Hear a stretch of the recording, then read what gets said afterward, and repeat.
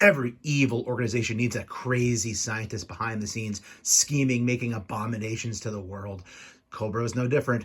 The man who brought us Serpentor, Dr. Mindbender.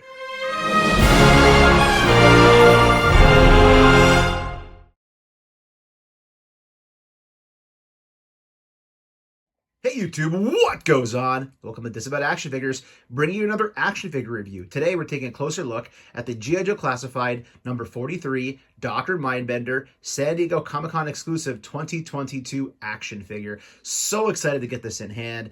Easily one of the G.I. Joe figures I wanted to have be made the most in this line from when it first started. Very excited to have gotten this. I know it's slightly divisive in the community as it was an Sdcc exclusive, so some of us got it via codes. Some of us got it from people that were out there at Sdcc. They put it up for order a few times afterwards as well. But one way or the other, I got my hands on this guy for a retail price. Very excited to get him out of the packaging. But you know we do things here. We'll take a look at the packaging because I love myself some action figure packaging. We'll eventually crack this thing open, look at the accessories, see what it has to offer, take a close look at the figure, to go over the actual articulation. And then my favorite part of all these videos, we'll do some comparisons of some crazy stuff I got laying around back here in the toy room. So take a close look at the packaging. So I want to point out this came packaged very well. It was in a shipper, So great job. Love the art on this thing. He is friggin' jacked, right? We do get that great slipcase we tend to get with the different exclusives we've had over the years. Number 43 designation, name Dr. Mindbender, all the different icons and logos to represent the power set of the character. On the back, great art that as you slip this off is carried through in the back of the box, but it's kind of cool how you have half of it here on the actual piece that slides off. But yeah, looks pretty great. The bottom legalese, all the nonsense we don't care about. Top number 43 and that classified Cobra logo. Close look at the back of the packaging. I do like how this looks. A lot of different scenes, I would think, from meant to imply when Cobra and Mindbender went all over the world in the cartoon to collect DNA to make Serpentor. Looks like we have Egypt and the pyramids up here with Destro, some copters up top. Over here, it looks like we have Mindbender connected to some sort of machine. Down here, we have an underwater Atlantis sort of looking scene. So again, going around the world collecting DNA from King Tut and other different ancient rulers in the cartoon. And then down here, again, this really cool looking image of him with these different bodies in his crazy scientist lab. Once you take that slipcase off, this does have that great looking kind of double helix Cobra DNA logo on the front. This opens up to show us all the accessories inside, which I think is so freaking cool. Very reminiscent of what they did with the Serpentor. I did review that here on the channel as well. I'll link that down below if you want to check out that review. But we do have all the accessories on display that he does come with. Very nice way of doing that. So we'll take a closer look at those in a few minutes. Figure of smack dab right in the middle. Looks almost like machinery, like his lab going around. We have the Mars Industries logo, that shell organization for Cobra, ran by the Crimson Twins, I believe. But again, just great accessories, great just display of this figure overall. Let's start to crack this thing open. There is tape up here that'll allow this to slide these out. I'll show you how it's packaged, and we'll keep moving through. So again, very reminiscent of how Serpentor and these other exclusives have been packed. You do have some tape that will be keeping the flaps closed up top. Once you cut that, you are able to pop open the box ever so carefully. I do keep a lot of the more premier packaging, so I don't want to damage anything. And there will be a plastic shell. You'll slide that tray out, and then you'll see that they do have those different accessory pieces basically clipped inside. Let's get the other one out of there and take a close look at the accessories. So the first two trays that are actually in the flaps of the packaging contain these accessories. Then there are more in the actual back part containing the figure. So my eyes immediately go right to these tanks.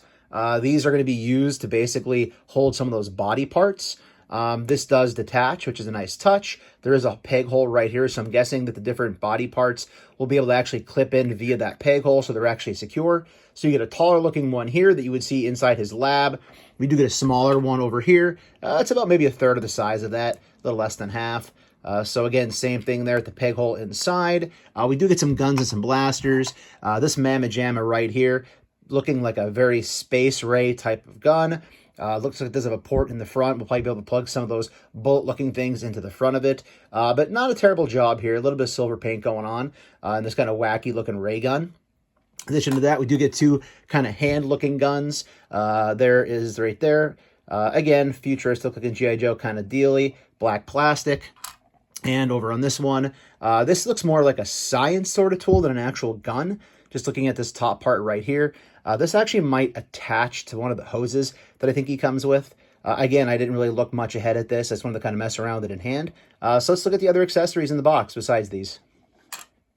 And as mentioned earlier, the other accessories are in another plastic tray that does go in basically the back main section of the box. So we do have the accessories taped and plugged in right here into the tray, as well as our figure smack dab in the middle. Let's get them out here and take a closer look. And here's a look at the remaining accessories. Here, the part I think is probably the coolest. We get a little brain, which we could probably do different things with this. So if you wanted to, I think you could probably pop the brain into the canister. Let's see if we can get that there to pop on. And again, there is a brain stem there, which might work as a peg. Not quite. It won't quite peg in. I don't want to force it because I know this does get used a different way. It will rest in there once you get it in there. But you can see there it is with the brain inside. That will clip. You can't quite get it to pop in. You probably mess around with it a little bit longer. But what I think is really cool with this brain piece is you can actually take it. And then the other accessory we have of the skull, which here's a closer look at the skull piece. This actually will come apart as so. There is the peg, which you can actually see that it's kind of modeled similar to the brain. That will pop right in to the skull. And you actually can get a skull with your brain inside. You pop that right back on, and there we go. There you have it. So again, you can kind of mess around, make sure it fits properly, but you can see the brain through the top, so you still get that brain image. So that's a kind of neat touch that we do get right there. So there's the brain and the skull. Let's put that off to the side. You do get this canister as well. I believe this will peg into his leg or into his belt buckle or something. So we'll mess around with that a little bit later on. There's some texture on there that they add to it. We do get a hose piece. I believe that the hose is going to connect to this, and then this is also going to connect to the gun, I think is how this is going to go. So let's see if we can get all this in order here. And that will peg on the back piece. Yeah, so then you basically will peg this onto him, and he can hold this gun or scientist sort of weapon right here that had that peg in the front for other things. We already talked about the canister. Here's a close look at the hand. Same thing with the hand as with the brain. I believe you were able to put that right into the canister. So let's pop that open really quickly. See how that looks. There's the peg. You can see that's a regular peg versus the brain had like a brain stem on it. That pegs right in, no problem. And then that'll pop on, and you have a creepy looking arm you can basically have on display in your scientist's crazy laboratory. Also, these little like clip pieces, I don't know if they're bullets or darts. I didn't even bother taking them off the tape. These are going to basically plug in to the front of the gun. I'll pull one off. I do not want to drop these into my carpet because they will be long freaking gone, or the dog will eat them. We don't want that either. So let's see if we can pop that there. And this should just basically plug into the front like so. And that looks like it should stay. I can't quite tell if it's loose or not. It'll stay in there. So you could use those pieces that way. In addition to that, they might even plug into these other guns. Let's see if this is a better fit. There we go. So that will stay in that gun there as well. So these can be used in different ways, the way it would appear. So those are accessories. Let's take a look at what we're here to see. Dr. Mindbender. Let's take a look at the aesthetics before we get to the articulation. Honestly, I really like this face sculpt a lot. I like the eyebrows. The mustache came out looking very great from what I can tell. He's freaking jacked. He's got the cords in the chest. I do like how he has the kind of metallic looking suspenders working their way down to this piece right here. We have the purple looking textured ribbons going on around each of the two biceps. As far as the gauntlets are concerned, they're very detailed with the purple and silver. I like that a lot. Same thing over here. In the pants, we get the texture like G.I. Joe tends to have. We kind of have the piece going on right here on the waist area that's painted. Nice detail here with the painting of the buckle right here on the strap of the leg. We do get storage, which I love for the gun. The boots themselves came out pretty cool. This is a soft plastic on the boots, so that will not get in the way of articulating the actual knees. Here, I like the texture they put on the boots themselves. This came out a very nice look for the boots, almost kind of like pirate-looking boots. In the back, we do still have the suspenders going down the sides. We have the belt going around, coming down, connecting to the storage right there on his hip. There is going to be a peg somewhere here, which is where we're going to connect that canister. I'm going to have to look through and try to find that in a couple of minutes. Up right there, I think, is where that peg's going to go in for that canister piece. The cape itself came out pretty good. After opening Serpentor first, which I didn't expect, Serpentor's cape I think is a lot better. Although this does have a nice kind of like shimmer to it. It's kind of a shiny material, so that's actually okay. And I guess it is supposed to look more kind of like a Cobra logo. I don't really like how this came out too much in the front. I may have to kind of mess around with that a little bit to get the desired result. Here, the monocle looks great. That is clipped in there. I'm not going to mess with that. That's not coming out. I'm leaving that on there. I will point out, and I saw this in a lot of Instagram posts, that there was some bleed through on the shoulder from the paint, or whatever you want to say, from the fabric. So that seems to be a pretty ongoing thing. I might try to scrub that off after I'm done reviewing it, see if I can get rid of that. But overall, I like the aesthetics of the figure. This is one of my favorite villains in Cobra. So I'm really happy to have him. I think he looks great. Let's do some articulation and then some comparisons.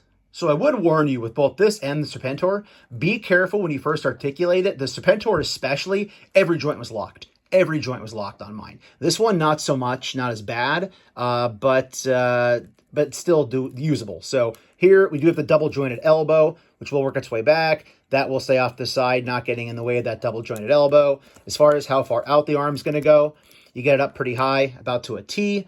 You're going to be able to come down here, do a full rotation on the shoulders. Watch you don't get that caught in the joint. Upper bicep swivel right there. Hand will rotate all the way around. This hand, which is the right hand, does have the up and down hinge. This hand over here goes left and right. So again, a little bit difference there on the hinges of the hands, which I do appreciate considering he's wielding different sorts of weapons. You will get the torso coming forward about that far. Going back, you get pretty decent going back, better than I thought you might. It will rotate at the waist, but again, these pieces prevent it from going all the way around. As far as the legs are going to go, you have the upper leg cut right there in the thigh. He does have double jointed knees, so you can pop him around and have him go all the way back with his leg. Be careful with those drop down hips. I know I always talk about those being a problem. Let's get the knee. I'm really twisting them around here. There we go. So there's your double jointed knee. We'll pop that right back down again. As I mentioned, drop down, hit the hips, as is stereo, basically standard for all of our G.I. Joes. Head will rotate all the way around. The neck is very, very long. The neck is very long. The neck also is a separate piece, so you can move the neck around, as you can see right there, and then you get a lot of tilt with the head. I mean, he literally buries the chin. I don't like that cut in the back of the head, the way that come out, but you do get a lot of extra articulation. He'll look up about that far. You get some pivot, obviously, with the neck and the head, which he is a mad, crazy scientist, so I think that that's probably appropriate for him. As far as how far forward the leg's going to kick, leg will kick with the drop-down hip very far up. It will kick very far out there as well, and it will kick very far back with those drop-down hips that I always complain about. I like them, but they make me nervous. The foot will go very far down, so ballerina style on the foot. Foot will go about that far up, and it's on that ankle rocker that everybody tends to enjoy. So articulation, pretty standard on this guy, but he wears it well. What can I say? And for the sake of being thorough, silly me, because the cape was in the way, I totally forgot that is as standard on G.I. Joe. We do get the butterfly shoulder articulation going on both sides. Real quick follow-up. That canister, again, will peg right in. There's the peg, holes right there. So you pop that in. So essentially that's also storage. The cape will basically either cover it up, or you can kind of leave it off to the side if he wants to show that he actually has it attached. And then he will hold the weapon that connects via the hose. And the part of these videos I look forward to the most are the comparisons. Here is our Dr. Mindbender standing with other G.I. Joe Classified recent releases of Serpentor and Sergeant Slaughter. Right now, I couldn't tell you which of these I like the most. They each have their merits. Serpentor is just in freaking sane, especially when you throw in the air chariot and all the accessories he came with. Mindbender is definitely up there, though. Sarge is fantastic. Really enjoyed reviewing all three of these figures. So all three of these reviews, including this one, obviously, are live here on my channel if you'd like to check those out. But then they all scale relatively well together, with Serpentor being huge, Slaughter being equally huge or slightly shorter than he is, and then Mindbender. For a better look at how he stands with some more G.I. Joe Classified figures, here is Dr. Mindbender standing with the female Buck, here being used on the Lady J figure, and then also our Snake Eyes from the Alpha Commando 2-pack that came with Timbers. You can see here that Mindbender does tower above Lady J, and he is slightly taller than Snake Eyes. And I kind of feel like it's a requirement. We have to put Mindbender with one of the bats, right? We just have to do it. So here he is with a G.I. Joe Classified bat, and we threw in a Bobby Val of Valaverse Action Force Bone Collector here as well. For some Marvel Legends comparisons, here he is standing next to one of the S.H.I.E.L.D. Army Builders from the Hasbro Pulse 2-pack, which is on that standard Bucky Cap body. And then we have our Renew Your Vows Peter Parker Spider-Man with the toe joints. And yes, I know he's not standing, therefore does not give much ideal of scale, but I like this pose and I don't want to change it. Two much different size figures. Here is how Dr. Mindbender scales with the Ben Grimm Fantastic Four The Thing retro carded figure and the Black Series Yoda from that Luke 2-pack that went on clearance that I got for a very cheap price back in the day.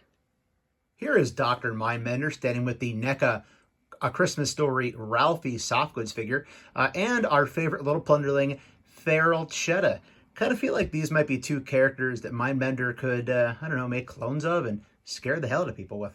Here's how Dr. Mindbender compares to the DC Multiverse McFarlane Toys big mother fragger himself, Lobo. And Lobo absolutely would destroy this guy as long as he's not using any of his scientific weaponry.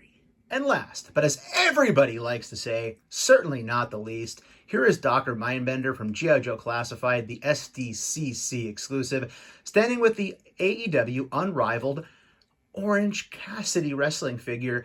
And I don't know if Orange would be giving him a thumbs up if he saw what was inside that laboratory, unless he was making him a sick denim jacket. And that's where we'll wrap things up for today. Thank you for watching the review. Overall thoughts on this figure. I like it. It's great. I really wish I would have had the opportunity to open him before Serpentor.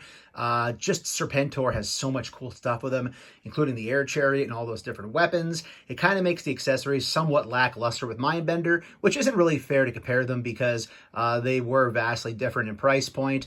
If you did not get this figure, if you could not get him on SDCC weekend, don't pay a crazy price. If they don't open up another window for this guy on Hasbro Pulse, I'm almost positive you're going to see this guy popping up as a retro carded figure in 2023 or just as a general single release. You won't get all the accessories, maybe you won't get the same cape, but you'll get the character on your shelf, you'll get the figure in your collection, which is what you're going to want to do. Am I happy with this purchase? I am. I think it was worth what I paid for. The accessories it does come with, when not compared to Serpentor, are pretty awesome. I like the brain. I like those little scientific tanks that can be used to put the hand inside. So overall, I'm really happy with this figure.